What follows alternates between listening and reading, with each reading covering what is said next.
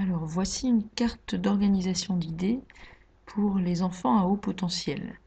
Alors, le titre que j'ai mis au milieu, c'est Personnes atypiques dans l'intellectuel et l'émotion. J'aime bien ce titre parce que c'est pas être au-dessus des autres, être à haut potentiel, mais c'est bien avoir un raisonnement atypique, un raisonnement intellectuel et des émotions atypiques. Alors, nous voyons sur cette carte qu'il y a 4 points, les différentes appellations, les profils, les 5 hyperstimulabilités, et puis comment faire. Ici, je mettrai quelques petites choses pour savoir comment agir avec les enfants à haut potentiel. C'est pas une liste parfaite, c'est ma liste de ce que j'ai pu trouver, constater. Voilà. Alors on va commencer tout de suite avec les différentes appellations. Donc ici.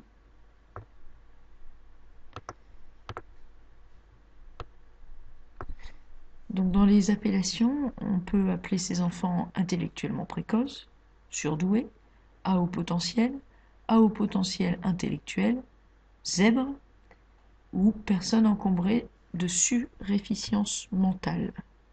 J'aime bien aussi ça, ce terme encombré. Parce qu'on croit que le haut potentiel, c'est quelque chose de facile, mais c'est pas si simple que ça. Alors, qu'est-ce que c'est un enfant à haut potentiel? C'est un enfant qui a 5 hyperstimulabilités. Il a une hyperstimulabilité intellectuelle, une hyperstimulabilité imaginative, une hyperstimulabilité sensorielle, une hyperstimulabilité motrice et une hyperstimulabilité émotive. Alors, concernant l'hyperstimulabilité intellectuelle, on a le seuil d'activation du cerveau. Les enfants à haut potentiel intellectuel ne vont pas s'investir dans une tâche si le seuil d'activation du cerveau n'est pas atteint. Alors on va avoir une baisse des performances si ça ne les intéresse pas. Ils vont s'ennuyer et ils vont bouger, ils vont être dans une instabilité motrice. Ensuite, on a l'implicite. Les enfants à haut potentiel ne comprennent pas l'implicite. Ils prennent tout au sens littéral et du coup, ça provoque des incompréhensions parce que ils vont comprendre la consigne au sens propre des mots. Or, dans le langage courant, on utilise énormément de double sens, énormément de sens figuré. Donc, il y a des consignes qui ne vont pas être comprises. Ou alors, l'enfant va jouer avec les mots, parce que comme c'est pas son langage premier, le sens figuré, mais s'il s'en rend compte et s'il a confiance en lui, il va vous répondre à chaque fois que vous donnez un sens figuré. Et du coup, il va apparaître insolent. Par exemple, vous allez dire jette un coup d'œil, il va dire bah, je ne peux pas décrocher mon œil. Des choses comme ça. Et pour lui, c'est de l'humour, mais au bout d'un moment, ça peut devenir compliqué et ça peut paraître pour de l'insolence. Et cet implicite qui n'est pas compris, c'est aussi la recherche du sens, la recherche du mot parfait, euh, que ce soit correct et que ce soit contrôlé, entre guillemets. L'enfant à haut potentiel est aussi donc très émotif, on va le voir après, et du coup il a besoin de contrôler les choses pour se rassurer, et donc les mots doivent avoir le bon sens. Ils ont un mode de pensée différent. Ils ont un mode de pensée en fulgurance. Donc par exemple, quand ils répondent à une question, ils vont répondre intuitivement. La réponse, elle vient toute seule. Ils n'ont pas besoin de réfléchir, la réponse, elle vient. Ils prennent les détails, ils voient les choses, ils font des liens et du coup, ils trouvent une réponse très facilement. Oui, sauf que par moment, il faut raisonner quand même. On est obligé d'y passer. Et ces enfants-là, bah, ils ne sont pas habitués. Et le raisonnement, il arrive en CE1 peut-être, et du coup, ils vont pas comprendre, ils vont pas réussir à raisonner, et ils vont paraître pour des enfants paresseux. On va dire, quand il veut, il peut, il veut pas, il n'a pas envie. euh, ou alors, vraiment, ils vont paraître pour des enfants qui n'ont rien compris du tout, parce qu'ils vont répondre n'importe quoi, parce que dans leur mode de fonctionnement, ils essayent de trouver la réponse sous leurs yeux ou dans ce qu'ils ont entendu. Sauf que non, il faut mettre en route la machine. Et quand ils la mettent en route, ils arrivent à comprendre très très vite. Simplement, c'est quelque chose qui n'est pas naturel chez eux. Alors une pensée en arborescence, euh, ils vont penser en armes, c'est-à-dire que un mot va faire penser à un autre, va faire penser à un autre, va faire penser à un autre, et ça s'arrête jamais. Ce qui fait que quand vous expliquez quelque chose, une leçon, il y a un mot qui va déclencher chez lui des liens, et il va s'éloigner de votre sujet, il va partir dans ses rêves. Ou alors il va répondre très très bien aux questions parce qu'il aura fait des liens, il aura des réponses très pertinentes. Et ils ont une très très bonne mémoire, donc ils ne supportent pas la répétition. Une fois qu'ils ont compris, c'est mémorisé, pas besoin de répéter. Donc ça, c'est compliqué aussi de leur faire répéter les exercices. Et on peut voir par exemple dans les devoirs, ce sont des enfants qui sont en conflit à la maison pour les devoirs. Alors une hyperstimulabilité mais imaginative, hein, ce sont des enfants qui vont aimer par exemple le texte libre, qui vont aimer créer des choses. Dès l'instant que vous êtes dans la créativité, ils s'éclatent parce qu'ils peuvent faire aller l'imagination. Vous allez retrouver donc les enfants au coin de neuf. Si vous faites un coin de neuf le matin où ils peuvent venir présenter ce qu'ils ont envie, ils vont y venir très souvent. Les exposés aussi, ils aiment bien. L'hyperstimulabilité sensorielle. Alors ici, on a les cinq sens en fait qui vont être fort développés. Alors ici, je lis, un enfant peut ainsi se bloquer ou se laisser captiver par rapport à du bruit, une odeur que les autres n'ont pas encore perçue. Donc effectivement, il a les cinq sens très développés, il voit plein de choses, il sent plein de choses, il entend plein de choses, simplement il a beaucoup beaucoup de mal à hiérarchiser. Ce qui fait qu'en fait il va avoir des soucis d'inattention parce qu'il va regarder plein de choses. Là où un enfant va être captivé par l'enseignant, lui va voir l'enseignant, va voir l'autre enfant qui est en train de parler à son voisin, va entendre l'avion dehors. On va on confond souvent avec le trouble de l'attention, sauf que ces enfants-là, quand ils sont intéressés, ils peuvent être concentrés très fortement. Donc c'est à ça qu'on voit qu'ils n'ont pas un problème de l'attention. Et ils sont empathiques. Donc en fait, ils ont une capacité à savoir ce que les autres ressentent intérieurement ou vis-à-vis d'eux, grâce à l'analyse des attitudes physiques et micro-expressions de ceux qui les entourent. C'est comme s'ils lisaient dans les pensées, parce qu'en fait, un regard, ils savent ce que vous pensez d'eux, ils savent ce que vous pensez de la situation, ils ont vraiment une empathie très développée. Et du coup, il y a l'effet Pygmalion qui se passe, c'est-à-dire que si l'enseignant voit l'enfant comme un cancre, eh bien l'enfant va se comporter comme un cancre. Ou alors, si l'enfant a une grande confiance en lui, et qu'il voit ce regard chez l'enseignant, il peut du coup entrer en phobie ou en confrontation, opposition très forte, dans le sens où il n'accepte pas ce regard qu'on porte sur lui. Et on ne va pas comprendre puisqu'on ne lui a pas dit, sauf que lui, il a bien compris par le regard. Une hyperstimulabilité motrice, il est capable de faire plusieurs choses en même temps. Alors, c'est des enfants qu'on peut laisser écrire ou dessiner pendant qu'on explique. Ils peuvent aussi tricoter un crayon, ils ont besoin de bouger, donc avoir un petit quelque chose à tricoter, ça peut aider. Ce sont des fous hyperactifs, comme j'ai dit tout à l'heure.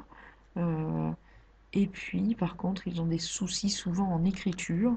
L'écriture ne va pas assez vite par rapport à ce qu'ils ont dans leur tête, par rapport à leurs pensées.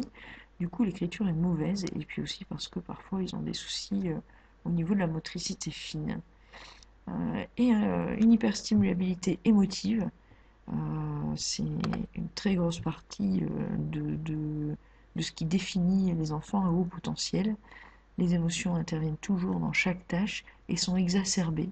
Ce sont des enfants qui ne sont pas branchés sur le mode scolaire, par exemple, ils sont branchés sur le mode émotion.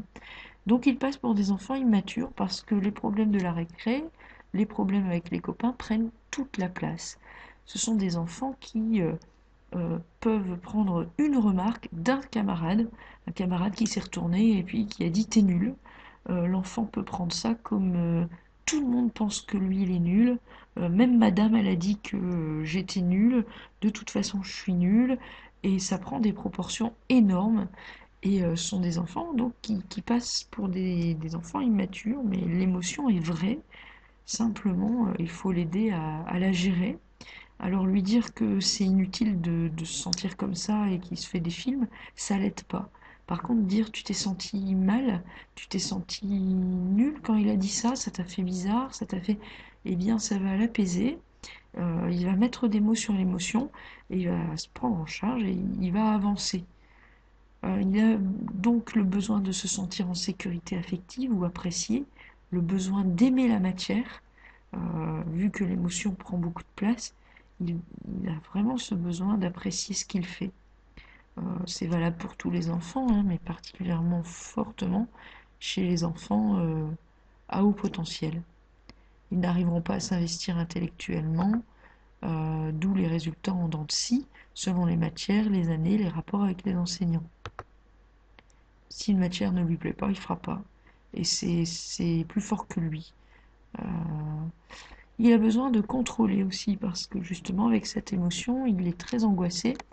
Donc il a ce besoin de contrôler ce qui se passe.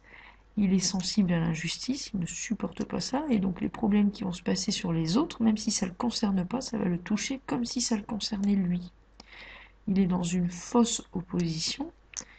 Euh, Donc ils sont souvent décrits comme voulant avoir le dernier mot, discutant tout, remettant toutes les règles et conclusions en question.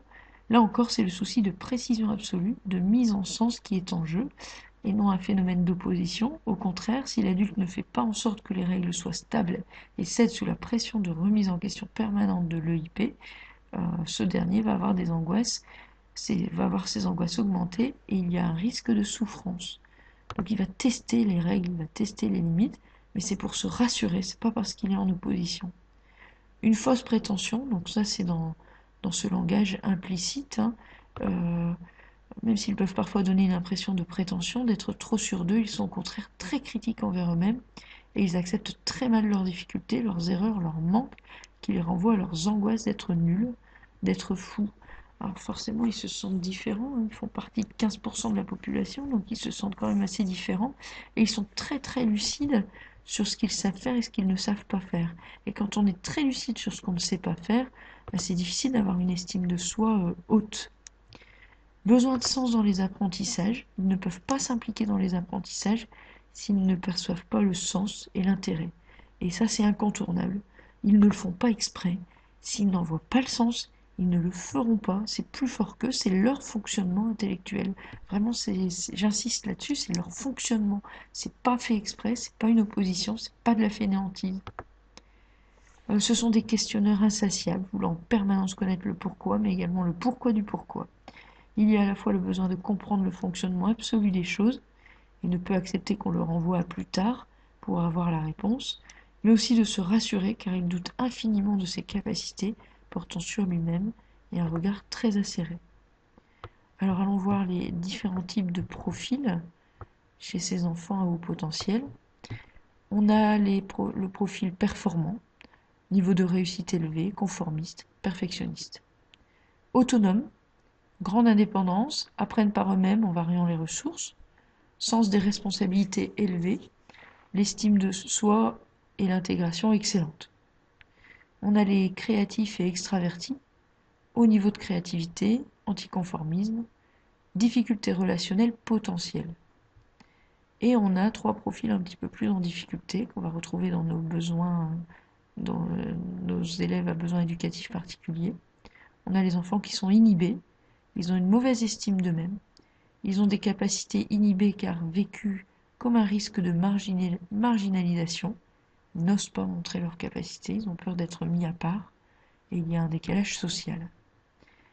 On a des enfants présentant des troubles, troubles affectifs, de comportement, troubles des apprentissages, réactionnels ou pathologiques, peur de l'échec, ne complètent pas les tâches, faible niveau de motivation.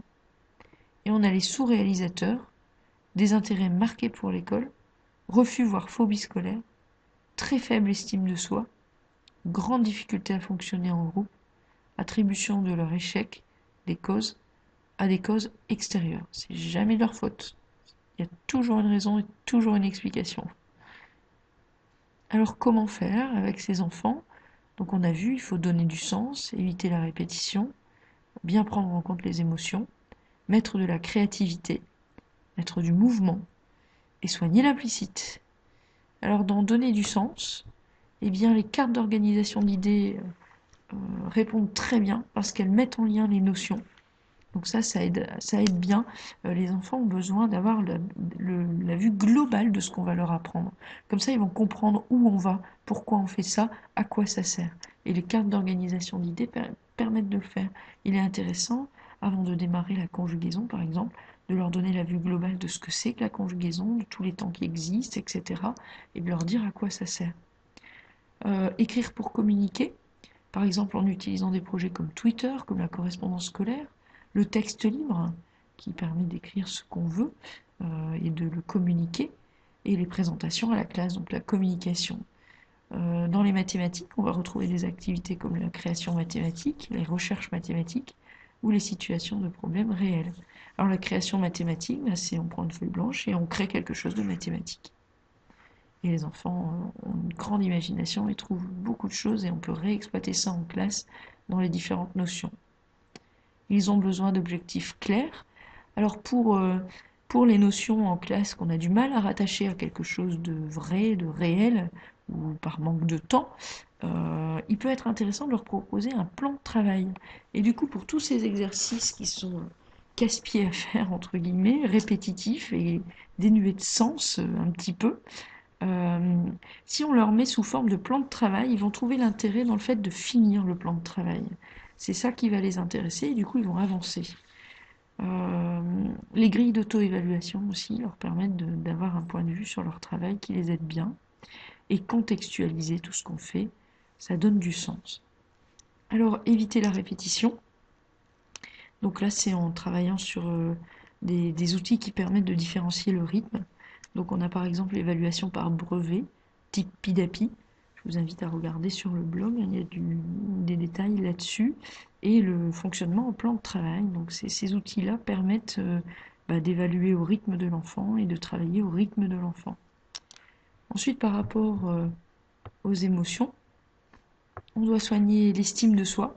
Et dans les outils qui permettent de travailler sur l'estime de soi, il y a le quoi de neuf. Quand un enfant vient présenter quelque chose de chez lui et que tout le monde s'intéresse et qu'on met ça en valeur, ça augmente l'estime de soi. Et les enfants à haut potentiel sont des abonnés du quoi de neuf. Franchement, quand vous faites un quoi de neuf, donc c'est 15 minutes le matin, ils s'inscrivent, 5 minutes par enfant, il y en a 3 qui passent chaque matin sur ce qu'ils veulent, ils ramènent un objet de la maison. Peu importe si ce qu'on y met ne peut pas être réinvesti en classe, là l'objectif, il est sur l'estime de soi et de s'exprimer devant le groupe. Et donc il est au niveau du vocabulaire, de l'expression orale. Mais ces enfants-là, ce sont des abonnés du Quoi de Neuf. Ils vont se régaler et vous pouvez les repérer grâce à ça. Ils vont toujours s'inscrire et toujours ramener des choses. Le conseil coopératif permet de travailler l'estime de soi. Donc ça, c'est un outil des pédagogies coopératives. Je vous invite à aller voir aussi sur le blog. Le tutorat, les ceintures de comportement, les présentations à la classe des travaux, le débat philo, les responsabilités. Ensuite, ils ont besoin d'un climat sécure. Donc ça, on le trouve avec sur 3 points. Le climat sécure avec l'enseignant, le climat sécure avec le travail et le climat sécure avec les camarades. Donc avec l'enseignant, je vous propose des outils comme Faber et Maslich, Thomas Gordon, la communication non violente et aimer sa différence. Euh, Juste ce point de vue-là, hein, la différence, c'est ce qui fait de nous des êtres uniques. Et même quand elle est compliquée dans la société, cette différence, c'est un don. Quand on voit les différences comme ça, effectivement, ça peut aider les enfants. Le climat sécure avec le travail, eh bien, l'autocorrection permet ça aussi. Le fait de se corriger soi-même, il y a une pression en moins, et puis ça veut dire qu'on a le droit de se tromper. Et donc le travail sur le statut de l'erreur, évaluer les progrès, le tutorat et le plan de travail. Tout ça, ce sont des outils qui permettent de changer un petit peu la donne sur le travail. Et enfin, le climat sécure avec les camarades. Donc le conseil coopératif le permet, le tutorat, les messages clairs et toujours la communication non violente, Thomas Gordon, Faber et Maslich. Donc il y a des articles sur sur le blog qui vous permettent de trouver les outils nécessaires. Et dans les émotions, alors il y a aussi la gestion des émotions. Et là, on a les outils comme la méditation de pleine conscience, la relaxation, le yoga, la sophrologie, le brain gym. Ensuite, comment faire? Il y a la créativité. Ces enfants-là ont besoin de créativité. Alors j'ai mis une petite note. Oui, ça permet d'atteindre le seuil d'activation. Parce que quand c'est une activité créative, ils vont le faire à leur niveau. Donc le texte libre, il va écrire un texte libre de choses qui le passionnent. Et un enfant au potentiel, quand il est dans sa passion, vous ne le décrochez plus. Donc création mathématique, création artistique, les défis, les surprises, tout ça, ça marche bien. L'effet de surprise, voilà, qui permet aussi la créativité. Le mouvement. Ils ont besoin de bouger. Ces enfants, ils sont toujours, ils ont une hyperstimulabilité kinesthésique. Et donc, le brain gym permet ça, le plan de travail, les droits de la classe, l'intelligence kinesthésique, que vous pouvez retrouver parmi les exemples des intelligences multiples. Et par rapport aux difficultés de motricité, on peut faire un travail de calligraphie et ne pas pénaliser une écriture qui n'est pas bonne. Et on peut voir aussi qu'ils sont complètement désorganisés dans leurs affaires. Et enfin, l'implicite. Donc soigner les consignes et aller vérifier qu'ils ont bien compris quand c'est un enfant qui, vous voyez, qui fait complètement n'importe quoi et qui fait un exercice avec une autre consigne ou complètement à côté alors qu'il comprend bien habituellement, euh, ça peut être intéressant d'aller vérifier ce qu'il met derrière la consigne et souvent vous allez voir à quel point votre consigne est à double sens. Donc voilà pour un point rapide sur les enfants qui sont atypiques dans l'intellectuel et l'émotion.